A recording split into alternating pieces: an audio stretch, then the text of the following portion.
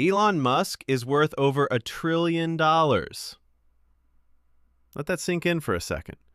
Do you even know how big that number actually is? Let's make it real. Picture stacking that money in $100 bills straight up into the sky. That stack wouldn't just be tall. It would climb past airplanes, past the clouds, past the edge of space itself, where astronauts float in orbit. That's how high $1 trillion piles up. Or picture it a different way. Lay those same bills flat, end to end, wrapping around the entire planet. You wouldn't circle the Earth once, you'd circle it almost 40 times before you ran out of money. 40 laps around the whole planet. That's the number we're talking about. So here's the question that actually matters. If that money is real, where is it? Let's say, hypothetically, you broke into Elon Musk's personal safe tonight. Cracked the lock, pulled the door open, ready to walk away a trillionaire yourself. You'd probably find a stack of paperwork, some stock certificates, maybe a spare car key. Realistically, maybe $1 billion in actual cash sitting around, if you're being generous. $1 billion, not $1 trillion. That's 1/1000th of what the headlines say he's worth.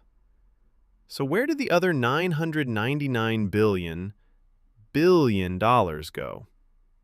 Here's the part almost nobody explains properly. Most of Musk's fortune isn't money at all. It's ownership. Shares of stock in companies like Tesla and SpaceX.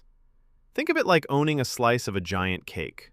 You don't have the cake in your pocket, you just have a piece of paper saying that slice is yours, and it's worth whatever someone else is willing to pay for it that day. And that's the problem. That value only exists as long as nobody tries to actually cash it in. If Musk tried to sell even a small slice of his shares all at once, the price would crash. The very act of selling would shrink the fortune he was trying to spend. It's wealth that disappears the moment you reach for it. So how does he actually pay for private jets, rocket companies, entire platforms without selling his shares? This is where debt comes in. Billionaires don't sell their stock to get spending money, they borrow against it. Banks look at that mountain of stock and say, "Sure, we'll lend you a few $1 billion using your shares as collateral." Borrowed money isn't income, and if it's not income, it's not taxed the way a regular paycheck is. So the strategy is simple. Buy stock, let it grow for years, borrow against it instead of selling it. And when you eventually pass that stock down to your kids, under current law, a lot of that built-up value can avoid taxes entirely. It's a loop. Buy, borrow, pass it on.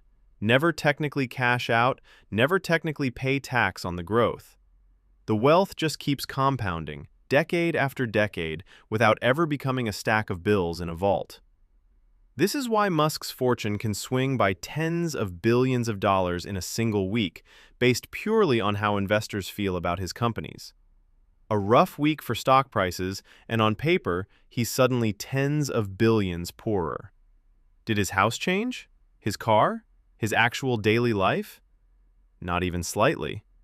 So is Elon Musk rich? Undeniably yes, in the way banks and stock markets define rich. But is he rich the way you probably imagined, with $1 trillion just sitting there ready to spend? Not even close. His wealth is a number the market agrees to believe in today. Backed by shares he can't easily sell, multiplied by debt most of us could never qualify for. The number is real, but it's not money, not in the way you and I think about money. If this kind of breakdown made you look at billionaire differently, subscribe for more stories about money, power, and how wealth actually works behind the scenes. Thanks for watching.